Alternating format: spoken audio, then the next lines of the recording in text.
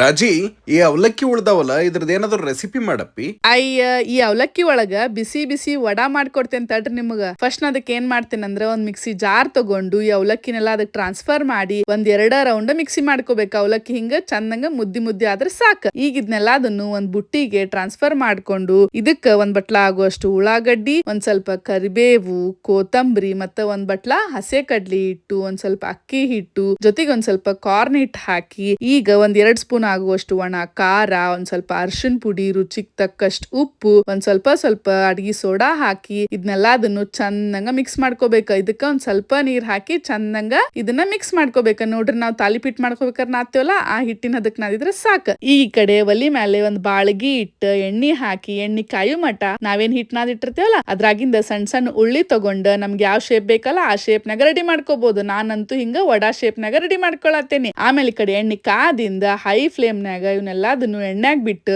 ಚಂದಂಗ 2 ಕಡೆ ಫ್ರೈ ಮಾಡ್ಕೊಂಡ್ರ ಮಸ್ತ್ ಅನ್ನು ರುಚಿ ರುಚಿಯಾಗಿರೋ ಅವಲಕ್ಕಿ ವಡಾ ರೆಡಿ ಅಕ್ಕಾವ. ಬರ್ರಿ ತಗೋರಿ ತಿನ್ರಿ ಹೆಂಗಾಗ್ಯಾವಂತ ರುಚಿ ನೋಡಿ ಹೇಳ್ರಿ.